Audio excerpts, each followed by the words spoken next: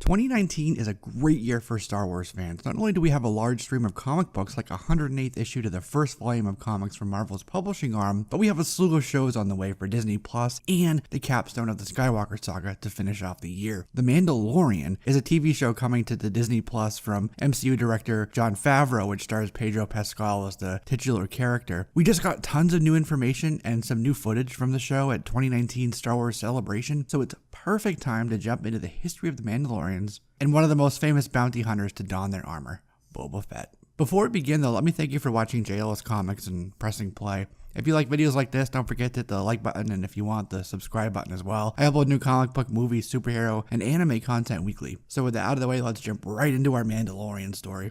First thing I want to mention is that Mandalorian history has shifted and evolved over time from complete mystery to legend and now the House of the Mouse canon. There was an entire history and culture that was fleshed out in novels and stories outside of the movies, and then George Lucas rewrote Mandalorian history during the animated Star Wars, Clone Wars TV series, and all that previous history, under Disney now, became legends. If you're not familiar with Legends, it's basically all the non-canon stuff, the extended universe, like the comic books from Dark Horse and the pre-Disney novels, for example. So this is the revised history of the Mandalorians, as told in Star Wars episodes like the trial of DarkSaber and the Mandalore plot, bolstered by a little bit of Legends. I will most likely get a ton more backstory on Mandalorian history and culture during the Disney Plus show, so this is basically what we know up till now.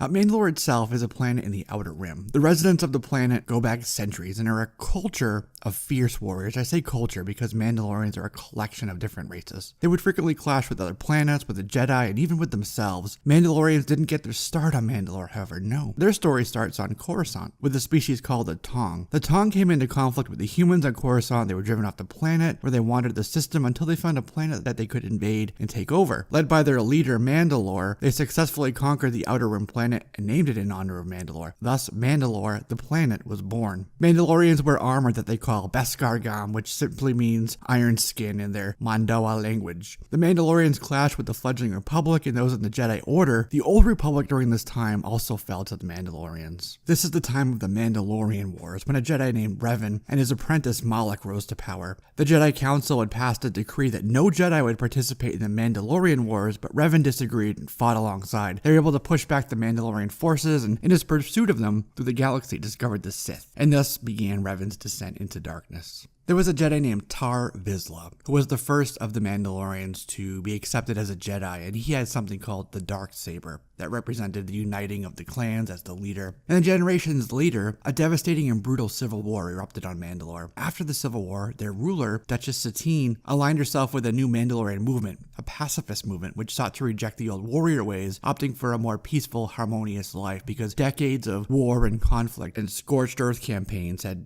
laid waste to the planet. Where it was once a thriving, lush planet, it was now a wasteland. But not everyone liked the direction that the Duchess was taking their society, and an insurgency grew, garnering the attention of the Jedi Council, who dispatched Obi-Wan to rescue the Duchess. They had to take her off planet for her own protection, as she was the target of assassins and bounty hunters, and during that time off-world, actually fell in love with Obi-Wan. Eventually, Satine returned to Mandalore and reformed the government, deeply rooted in her pacifism, and the remaining insurgents from the Civil War banished to the Mandalorian moon of Concordia. Ministers were installed in her government, with Almec becoming prime minister, and Pre Vizsla, descendant of Tarre Vizsla from the House Vizsla, became the governor of the Concordia moon. Almec was later found to be running a black market operation, and he was imprisoned. He was off the board for a while. It was during this time that opposition to Satine's pacifism grew. Just like before, a large number of Mandalorians wanted to preserve their old warrior ways and their culture and refused to embrace the new mentality. This group of exiled old thinkers, called Death Watch, secretly grew their numbers on Concordia. Their goal to ultimately overthrow Duchess Satine and take back what they felt was their planet. This insurgency was secretly being run by the governor, Pre Vizsla. The Jedi Council again dispatched Obi-Wan back to Mandalore to investigate terrorist attacks, and ultimately discovered that Pre Vizsla was behind Death Watch. Death Watch had aligned itself with Maul, leader of the Shadow Collective, which included the Pike Syndicate, the Hutts, Black Sun, and now Death Watch too. Maul then fought with Governor Vizsla over who should rule over Mandalore. Maul defeated Vizsla and executed him. However, there was a group of Mandalorian loyalists who refused to acknowledge Maul's claim as ruler. Despite them, Maul's coup was successful. Maul broke Almec out of prison and immediately reinstated his his new puppet as prime minister of his new regime. Duchess Satine was imprisoned, news that made it back to Jedi Master Obi-Wan. A splinter faction of Death Watch didn't like Maul as their leader, and this faction, which included Satine's sister Bo-Katan, a former member of Night Owls, worked to bring down Maul's regime. Obi-Wan again went back to Mandalore to attempt to rescue Satine. Ultimately, Darth Maul stabbed and killed Satine with the DarkSaber right in front of Obi-Wan. Satine's sister Bo-Katan helped Obi-Wan escape from Mandalore, so Bo-Katan then contacted the Galactic Republic asking for help to depose Maul. So they sent the 501st, led by Captain Rex, who invaded and drove Maul from Mandalore. This was right around the time that the Republic became the Empire, and Emperor Palpatine had issued his famous Jedi Order. Not for a steak, it was Order 66, kill all the Jedi. The Emperor installed Gar Saxon as Imperial Viceroy after Bo-Katan refused to bend the knee to the Emperor. Bo fought Gar Saxon in the Imperial forces. Eventually, Bo accepted the DarkSaber from Sabine, who had recovered that same saber from Maul's home planet of Dathomir. She'd been trying to give it to her, and then she finally claimed the title of Mandalore, ruler of the Mandalorians. Much earlier than this, and in a different sector of the galaxy on the Order of Jedi Master Sifo Dyas, Jango Fett had traveled to the water planet of Kamino to serve as the genetic template for the new secret clone army. It was due to his reputation as a fierce warrior and bounty hunter that made him a prime candidate for replication. Fett agreed, however, one of his conditions was to be given a clone son, a son he named Boba Fett. Both became infamous. Their reputation as the most fearsome bounty hunters in the galaxy always preceded them. As I said though, Jango is not Mandalorian. Jango's family was from a planet called Conquer Dawn, who were slaughtered by Death Watch, and then a Mandalorian named Jaster Muriel adopted them. And Jaster Muriel is actually an alias that the Fetts would use from time to time, although this is actually part of Legends. While Obi-Wan was still on Mandalore, he met with Prime Minister Almec, whom he asked about Jango Fett, and Almec informed Obi-Wan that Jango is not Mandalorian. But should we believe Almec? Boba Fett is in fact a clone of Jango Fett, so neither are Mandalorian, yet they do wear the Mandalorian armor. The fact that the Fetts are not Mandalorian is again mentioned in a recent comic book from Marvel called Age of the Republic, Jango Fett. So it does make it current canon. Jango Fett was eventually killed by Jedi Master Mace Windu during a separatist attack called the Battle of Geonosis, and this is when his son Boba rose to his full destiny as Jango's heir. Boba was hired by Darth to track down and capture the crew of the Millennium Falcon later on. Also rumored that it was Boba Fett, under contract from Vader, who burnt Luke's aunt and uncle to cinders in Star Wars Episode 4. This stems from Vader's line to the mercenaries standing before him. There was Boss, Guy G88, Boba, a couple others. He said, "There will be a substantial reward for the one who finds the Millennium Falcon. You're free to use any methods, but I want them alive. No disintegrations." And then later, Vader hired up Boba again to track down the pilot who blew up the first Death Star. Boba came back to him with a name, Skywalker. And that's how Vader learned his son was alive. Boba famously showed up in the Star Wars original trilogy, specifically 80's Empire Strikes Back, although he was digitally added to the remastered release in the 1997 edition of A New Hope. But this is not the beginning of Fett's story. In the early part of 1978, the art director on the films, Joe Johnston, sketched an all-white super stormtrooper. Some back and forth between Joe and Ralph McQuarrie, coupled with financial considerations, drove the evolution of the character to a singular one and to the look that we know today. In August of that same year, 78, Kenner released a toy catalog which featured the famed rocket-firing Boba Fett action figure that you could get before his theatrical debut in Empire the next year. You could get this action figure for free if you mailed it back for proofs of purchase. However, it would not include a firing rocket as promised due to the choking safety hazard it presented. And then, famously, September 24th, 1978, Boba Fett marched in the St. Anselmo County Fair Parade. And then later on in November of the same year, 1978, the Star Wars Holiday Special premiered. That glorious train wreck of awkwardness that Lucas wants to forget ever happened. 1979's fifth issue of a fanzine called Bantha Tracks offered the first real description of Boba Fett when they wrote. Not much is known about Boba Fett. He wears part of the uniform of the Imperial Shock Troopers, warriors from the olden time. Shock Troopers came from the far side of the galaxy, and there aren't many of them left.